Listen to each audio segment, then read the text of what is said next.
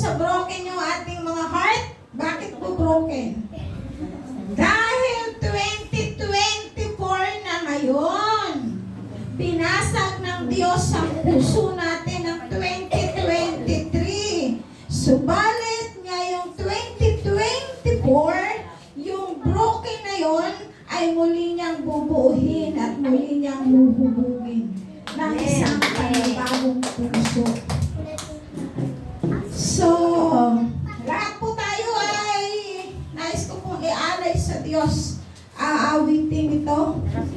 At sabayan niyo po ako. Umawit po tayo. Lahat ng mga broken heart, magpasalamat po tayo sa Diyos.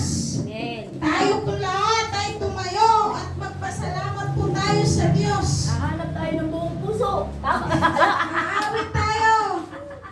Doon tayo. Aawit tayo ng buong puso at magpapasalamat tayo ng buong puso sa Diyos. Salamat po. Sa lahat ng mga dinanas natin mga pagsulong noong nakaraang taong 2023.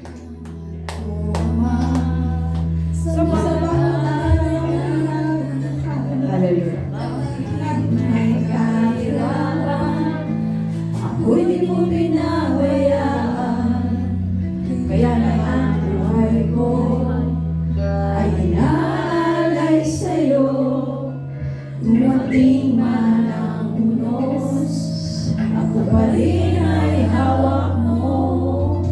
Salamat po, Ama, sa bawat araw na nakaraan. Kahit may kahirapan, ako'y di mo pinabayaan. Kaya naman ang buhay ko ay inaalay sa'yo. Dumating man ang unos, ako pa rin ay hawak mo. Dumating man ang dilim, pagsubok sa akin, pangako mo na rin ako'y iyong yakap-yakap pa rin. Ang puso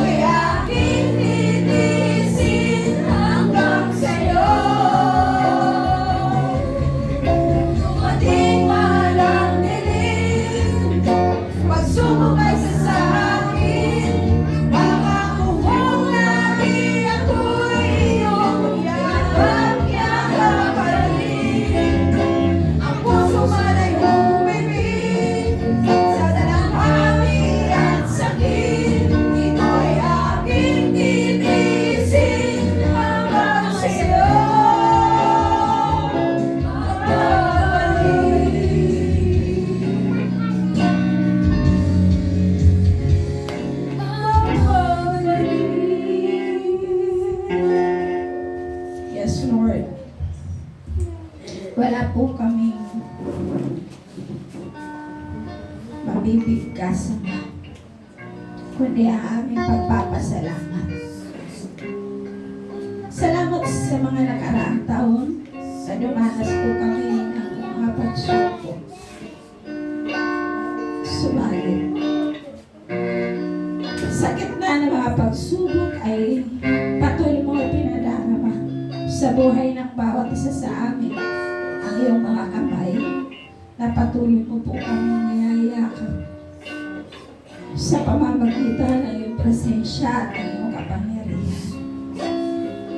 Salamat po, Diyos, sa yakap ng iyong makapangyarihang kamay na sa bawat dalangin namin ay patuloy po ang iyong pagtugon. Patuloy ang iyong pag-iingat. Patuloy ang kapangyarihan mo na aming nararanasan. Salamat sa malakasang kapangyarihan na katugunan sa lahat ng aming mga dalangin na naririyan ka at ipinadarama mo sa amin ang iyong pagmamahal. O kaya aming Diyos sa umagang ito, ang pangako mo sa amin ay isang panibagong puso. Hindi lamang pagbabago dahil nawasak, nasira ang puso at damdamin ng bawat isa sa amin sa nakaraang taon.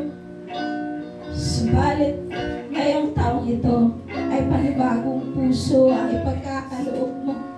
Isang pusong tapat, isang pusong dalisay, isang pusong bubuin mo muli upang mabago ang aming mga buhay. Isang puso na sa bawat tibok nito patuloy natutugma sa iyong kalooban, sapagkat ikaw, Yahweh, ang aming Diyos na lumikha sa amin. Kaya ang mensahe mo sa umagang ito ay patuloy mo pong itipo sa puso ng bawat isa at itakpi mo ang iyong kapangyarihan at ang iyong kalooban. Naranasan po namin sa umagang ito, Banal Espiritu, ang iyong presensya. Maranasan po namin sa umagang ito ang kapangyarihan mo na siyang ninanais ng bawat isa upang maramdaman po namin ang yakap ng iyong mga kamay na kung saan ay patuloy na umaalalay sa aming mga buhay. Salamat sa umagang ito. Patuloy ka namin sasambahin, pasasalamatan at papupurihan. Ito po ang aming dalangin sa pangalan ni Jesus. Amen. Ito, mapagpalang umaga sa ating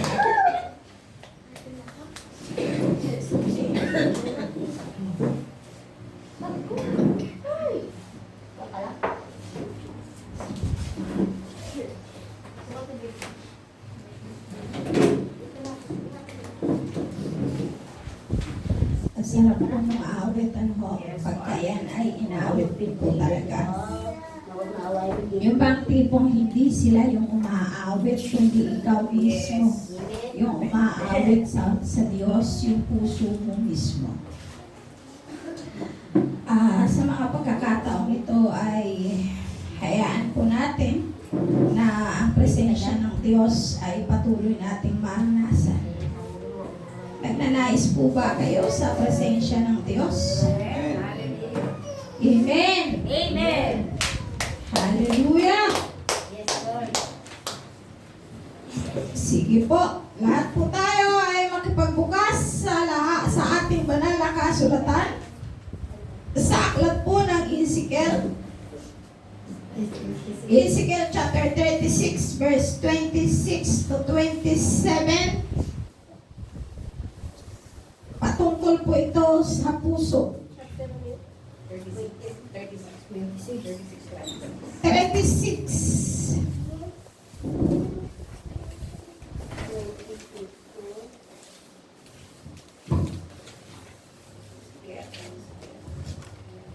Sabi po sa Ezekiel chapter 36 verse 26 to 27, bibigyan ko kayo ng bagong puso at bagong espiritu. Ang masuwayan ninyong puso ay gagawin kong masunurin. Bibigyan ko kayo ng aking espiritu upang makalakad kayo ayon sa aking mga tuntunin at masunod ninyong mabuti ang aking mga utos. So yun po yung pangako ng Diyos. Ang sabi nga po niya, sa kanyang mga salita ay panibagong puso ang kanyang ibinibigay, at yun po yung pag-uusapan po natin sa umagang ito. So, minsan, ang damdamin po ng bawat isa sa atin laging nakatutok o nakatuon doon sa nasaktan ka dahil nawala yung minamahal mo sa buhay, nawasak ang puso mo dahil sa madalas nakatutok ang pangunawa ng isang tao doon sa tinatawag na pag-ibig, kasi puso. Subalit nais ko pong bigyan ng diin sa umagang ito na ang pagkawasak ng puso ng bawat isa sa atin ay hindi lamang dahil sa umiibig ka at ilaruyo ka. Ang pagkawasak ng puso ng bawat isa sa atin ay hindi lamang dahil sa naghiwalay kayo ng minamahal mo, dahil sa nasira ang pamilya mo, hindi po. Ang pagkawasak ng puso po natin, ang pagkasira ng puso natin ay kapag wala po tayo sa Diyos. Yung mga pagsubok na dinaranas po natin, nasasaktan po tayo. Isa po ito sa nagwawasak ng ating puso, ng ating damdamin kapag meron tayo mga problema sa buhay, kapag dumaranas tayo ng mga pagsubok. Ang sabi nga doon sa medical na natatandaan ko, meron daw pong 100,000 times every minute ang blood na pinapump ng puso natin. Kaya ang puso po ay mahalaga. At merong 60,000 times, sabing ganon, na every 8 minutes mas malakas ang takbo o tibok ng puso ng mga kababaihan kaysa sa kalalakihan. Kaya ito yung dahilan kung bakit ang mga babae ay mabilis na nagpapasya. Kumbaga, yung pagka nakarinig, pag may problema, iiyak sa isang tabi, andun ka agad. Nagpapasya ka agad yung babae. Kumbaga, gumagawa ka agad ng solusyon. Minsan kahit palpak, saka na nagsisisi. Yung mabilis ang action. Ang lalaki ay kakaiba yan. Nag-iisip muna yan. Lalagay sa isang tabi, nag-iisip kung ano yung po pwedeng gawin. May mga katanungan yan sa kanyang isipan. Kaya sabi nga, 8 minutes po ang pagitan, ang bilis ng tibok ng puso ng babae kaysa sa lalaki. So, mas malakas po ang tibok. Kaya kung titingnan natin, ay mahalaga po talaga ang puso natin na mabago. Lahat ng ating kalalagayan at sitwasyon sa buhay, gaano ka man kayaman, gaano man lahat ng bagay ay nasa sayo, gaano man, like for example sa mga Krisyano, gaano ka man katagal na pagiging isang Krisyano, kung ang puso mo naman ay hindi pa lubusang nababago, useless. Diba? Kahit sabihin na natin na ikaw ay pinag-ugatan na dyan, kung hindi nababago ang puso mo, ipawasak mo muna sa Diyos. Subalit kasi ang tao ay itinakda ng Biblia at sinasabi na merong katigasan ang puso ng isang tao. So yun yung dahilan kung bakit nararanasan natin ang matinding kahirapan at pagdurusa kabiguan. Alam niyo po ba yun? Bakit ang isang tao, isang Kristyano naman na siya, pero madalas nabibigo? Madalas, nag-grieve yung kanyang puso, nasasaktan, na parang hanggang sa dumating sa pagkakataon na parang wala nang nagmamahal sa kanya, nag-iisa na lang siya. Merong nais parating ang Diyos sa puso at buhay ng bawat isa sa atin. So, sabi nga, katulad tayo ng isang banga na kailangan mo nang mawasak, madurog, at hayaan mo na muli tayong lilukin ng Diyos na ating pinapagligtas.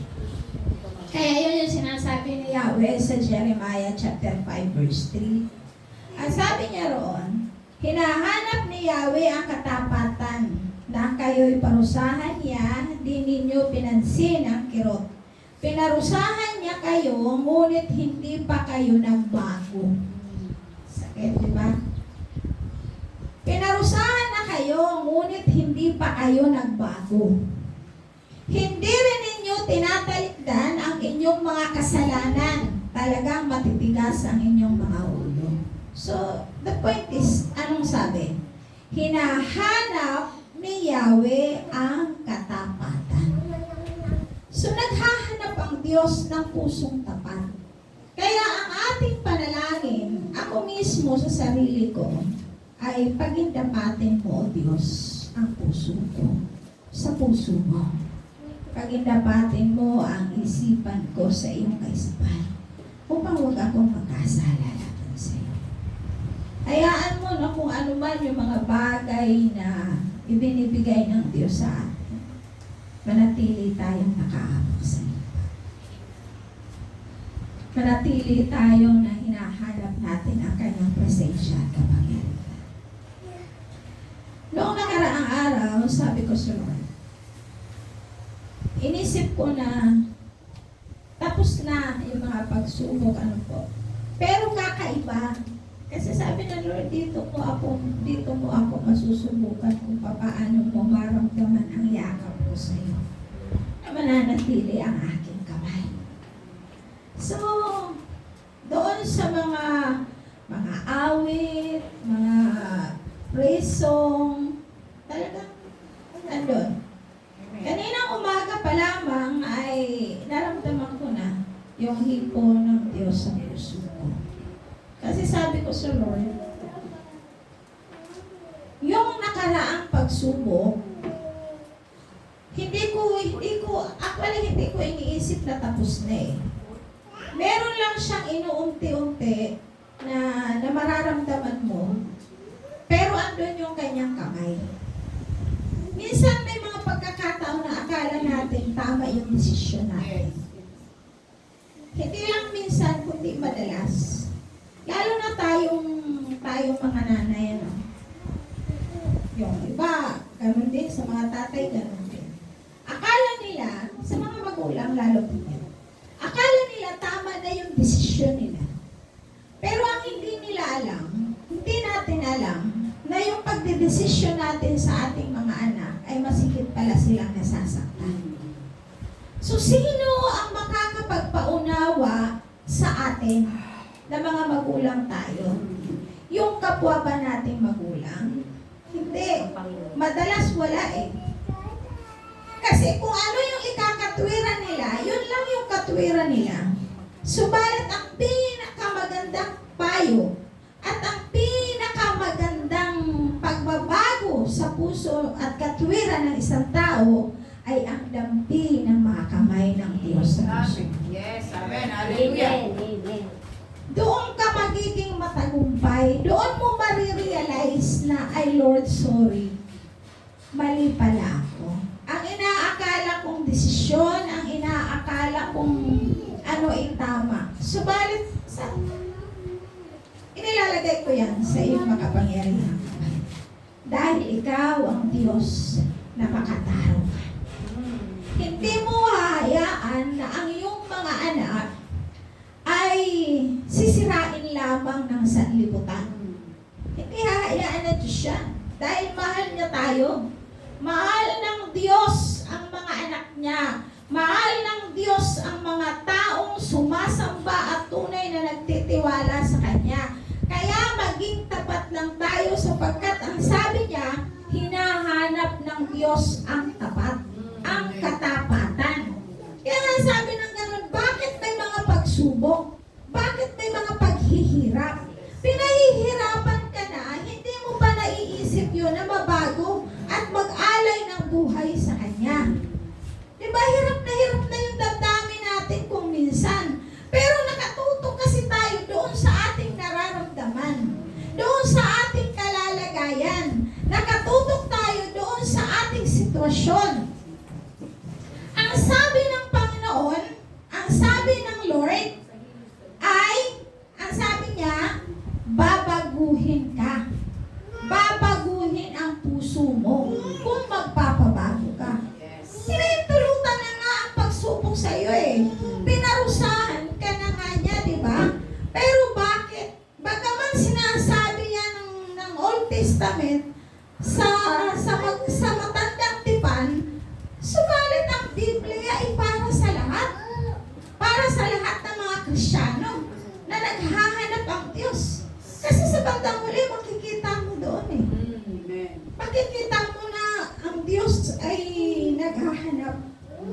Pag alam natin na nasira na yung puso natin, nasaktan na tayo, yun yung time para saliksikin natin ang ating mga sarili at ialay natin ito sa Diyos. Ilagay natin sa Kanyang mga kamay.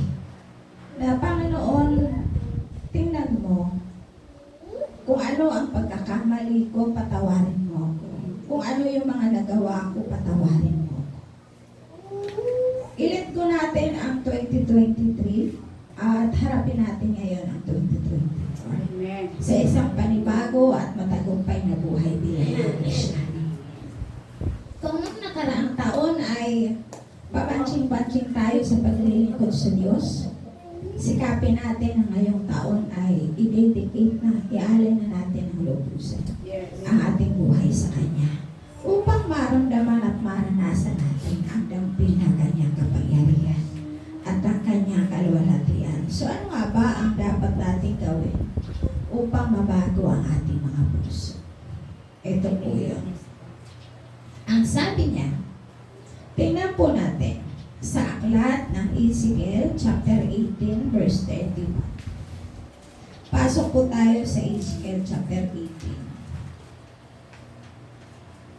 Verse 31 hanggang 32.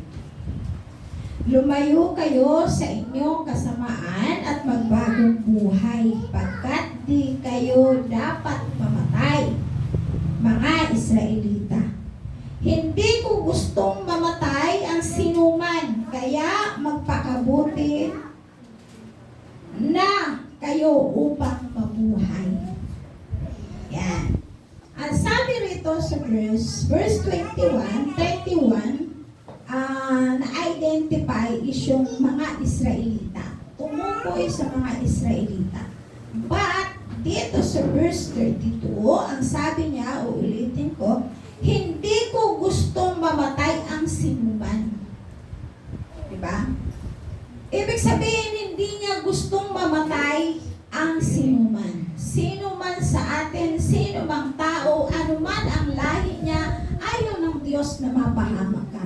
Ayaw ng Diyos na mamatay ka. Mamatay ka spiritual. Ayaw ng Diyos yun. Sapagkat, dito nga atin sa New Testament ay nag-alay na ng buhay ang Panginoong Jesus. Di po ba? Ibinigay niya. Kaya ano ba ang dapat natin gawin? Lumayo sa kasamaan. Lumayo. Alam na nating masama yan. Bakit ginagawa pa natin? Diba? Alam na natin na yan ay magiging dahilan ng kawalan natin ng pananalig at pananampalataya sa Diyos. Bakit nagpapatuloy pa tayo? Kaya ang sabi ganun, lumayo ka na. Alam mo na yung ginagawa mo ay hindi dapat at hindi karapat-dapat. Iwasan mo na. Yung mga ginawa mo na hindi nakalulugod noong nakaraang taong 2023, ngayon ay baguhin na. Layuan na at iwasan na. Magbago tayo ng landas ngayon. Maging tapat na tayo sa Diyos. Kaya, ang sabi ng ganun, magbagong buhay ka na. Bagong buhay. Kung yung nakaraan ay wala kang masyadong dedikasyon sa Diyos, ngayon, ialay mo na ang buhay mo sa Diyos. I-dedicate mo na sa Diyos ang buhay mo. Kahit ang pangako lang na, Lord, sisikapin ko na tuwing linggo ako ay sasamba para sa iyo. Kahit pangako lang na, Lord, sisikapin ko na bago ako matulog ay tutulog ako sa iyo. Lord, sisikapin ko na magbasa ng iyong salita. Hindi yung sasamba ka minsan, minsan hindi. Tapos wala kang time sa salita ng Diyos. Hindi tayo nakakapagbasa ng Biblia. Di ba? Nanghihina yung ating kalooban. Actually, hindi ko, alam niyo po ba, ang nararamdaman ng isang taong hindi siya babad sa panalangin? Parang ang gaan. Gawaan natin, yung bang sunod-sunod yung mga pagsubok. Sunod-sunod yung mga sakit ng kalooban. Kasi bakit? Gustong iparamdam ng Diyos sa iyo yun upang lumapit ka sa Kanya ng lubusan. Kaya natin nararamdaman yung mga mabibigat ng pagsubok upang iparamdam sa atin ng Diyos yung Kanyang kapangyarihan. Kasi kung wala kang pagsubok, hindi ka iiyak sa Diyos, hindi ka lalapit sa Diyos. Diba? Hindi mo hahanapin at hindi mo nanasain ang Kanyang kaluwalhatian. Subalit, yung sinasabi nga niya kanina na matigas ang ulo. Dahil nararamdaman na yung hirap, nararamdaman na yung mga pagsubok, hindi pa rin lumalapit at hindi pa rin nagsusumikap na babago ang kanyang buhay. Diba? Kaya anong nangyari? Nagiging miserable.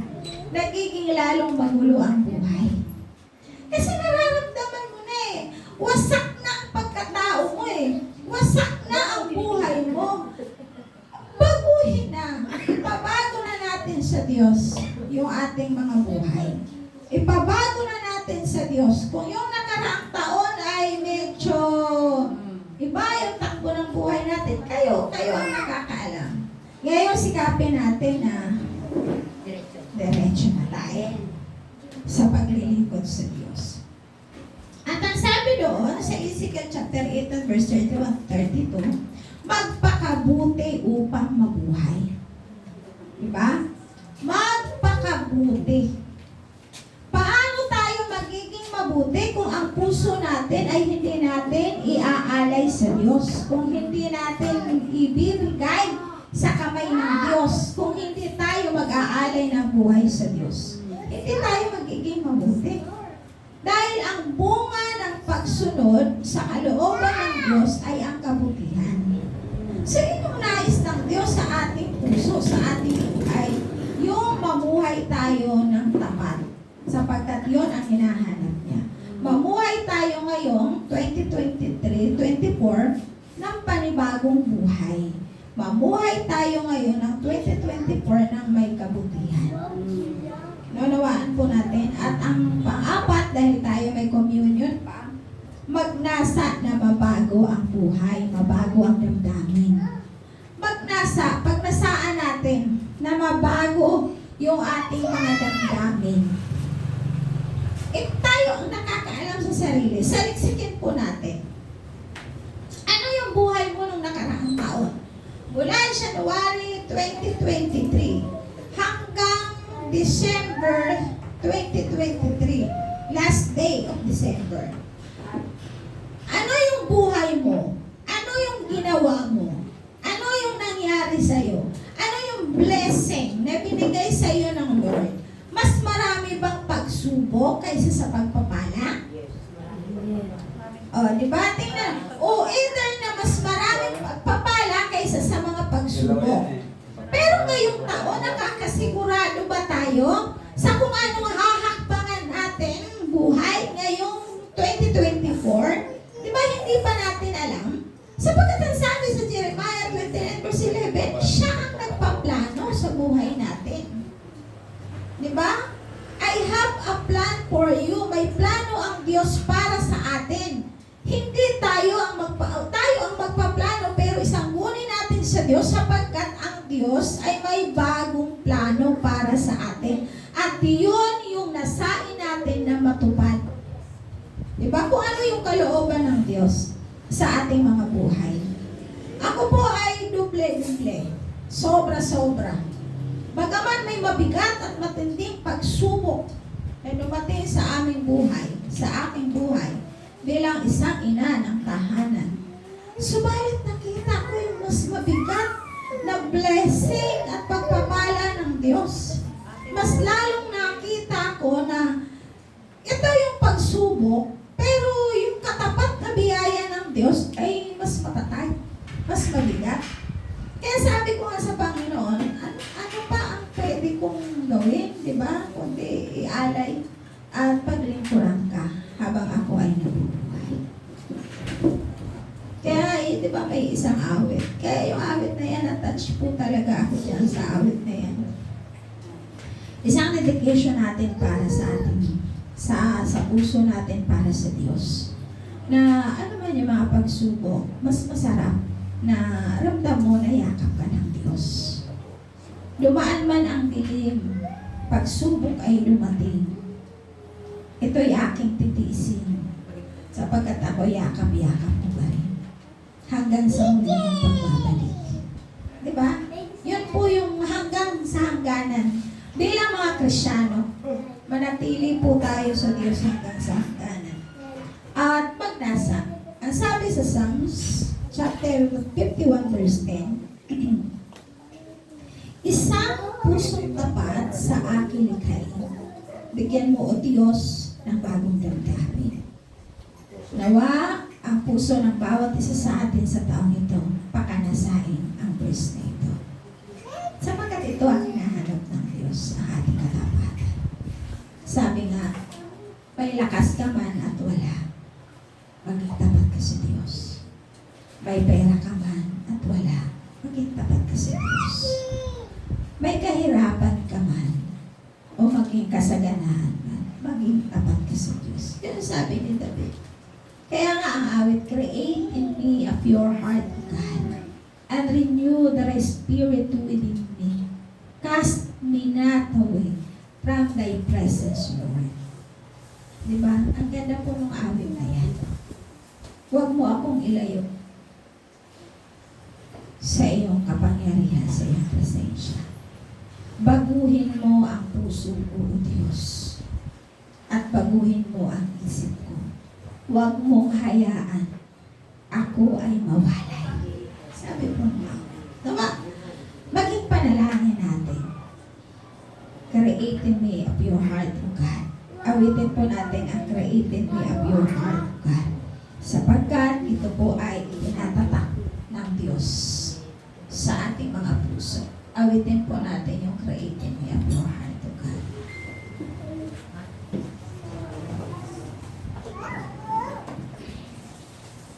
Awitin po natin ito ng ating bukal sa ating mga puso.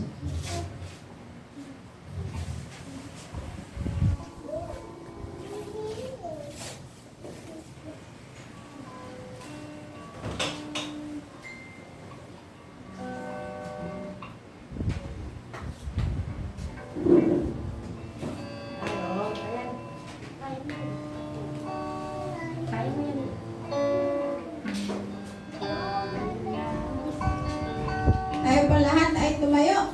Awit po tayo. Awitin po natin. Create in me a clean heart, O God. Psalms chapter 51 verse 10. Bago po tayo dumako sa ating community.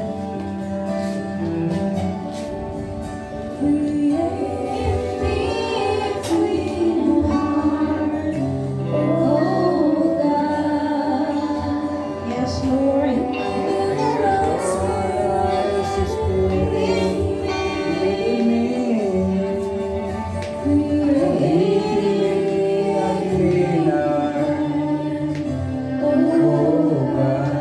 Yes, Lord.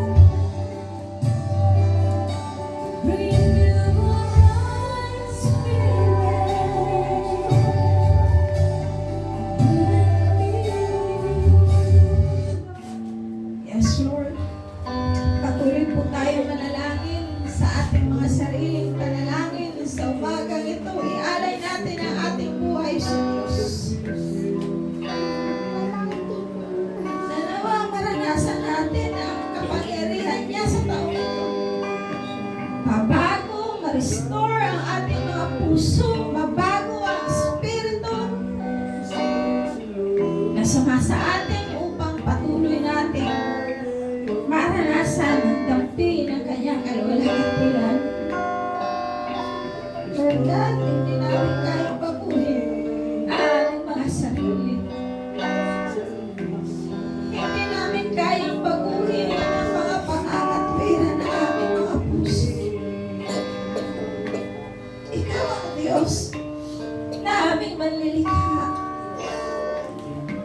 Ang dalangin po namin sa puso ng bawat isa sa amin, Lord God. Bigyan mo kami ng isang pusong malinis at talisay. Restore unto me, O Lord God, the joy of our salvation. Hayaan mo na sa taong ito, patuloy kang maranasan ng lahat ng iyong mga anak na patuloy na sumasamba sa iyo sa lugar na ito. Kilala mo, O Diyos, ang bawat isa. Simula nang itinayo mo ang iyong iglesia sa tahanan ito, alam mo kung paano kami naglingkod sa iyo. Alam mo kung paano naging tapat ang bawat isang tinawag mo. Ikaw nangako na sino mang inilagay mo sa iyong mga kamay, walang makakaagaw sa kanila na kahit na sino. Sapagkat ito'y hawak mo. Maraming mga pagsubok, maraming kaguluhan na dinaranas ng lahat ng iyong mga anak, ng mga miyembro ng UBCIJMA, Lord God. Patuloy ko po silang inilalagay sa mga pangyarihan mo. Kung noong nakaraang taon ay hindi nagbigay ng tamang oras at panahon sa iyo, i-restore mo po, O Lord God, ang aming mga espiritu. Baguhin mo kami Baguhin mo, Diyos, ang aming mga Palitan puso. mo ang aming puso ng puso ng kasudoro. Naririto ang aming mga buhay, patuloy namin inaalay sa iyo. Bigyan mo kami ng isang pusong masunurin. Bigyan mo kami ng isang pusong tapat. Bigyan mo kami, O Diyos, ng isang pusong nagnanasa na ikaw ay patuloy na mapaglingkuran. Ang aming kaligayahan, O God, ay ang makita ang kapangyarihan at himala mo sa buhay ng iyong mga anak sa lugar na ito. Katakuin mo sila, O Diyos. Samahan mo ang bawat isa sa kanila. Lingapin mo, kalingain mo, tulungan mo ang lahat ng mga nahihirapan at nabibigatan. Patuloy mo pong bigyan ng kapahingahan. Ang mga broken family, ang mga broken na heart, muli mo pong pabuhin. Buuhin mo ang bawat pamilyang wasak. Buuhin mo ang bawat puso na sinira ng mga pagsubok na dumarating sa kanilang mga buhay. Restore them, O Lord God, in the mighty name of Jesus. Ikaw ang Diyos na tumawag sa amin. Ikaw ang Diyos na nangako na kailanman ay hindi mo kami iiwan at hindi mo kami pababayaan. Ikaw rin ang Diyos na nagtatag sa lugar na ito upang kami manambahan. Kaya ikaw ang Diyos na magbabago sa puso ng lahat ng mga tao na dinala mo at naging kasama namin sa pananambahan at paglilingkod sa iyo. Purify their hearts, O God. Ang kanilang mga puso ay patuloy mo pong baguhin. Baguhin mo ang takbo ng kanilang mga buhay, ang kanilang mga pamilya, ang kanilang sambahayan. Sapagkat kami ay isang ilaw at liwanag sa mundong ito na aming ginagalawan. Kung kaya makita lamang ang tunay na ilaw at liwanag sa buhay ng bawat isa sa amin na narito sa umagang ito. Maraming salamat po sa iyo, Ama, sa iyong mga salita. Salamat sa iyo, kapangyarihan. Yes, Lord. Nawa, O Lord God, maranasan namin ang dampi ng iyong kaluwalhatian sa aming buhay. Sa taong ito, papunahan mo kami at samahan. Pagi sa aming pag-communion, Lord God, katagpuin mo ang bawat isa. Pinupuri ka natin panasasalamatan sa pangalan ni Jesus. Amen. Hindi po.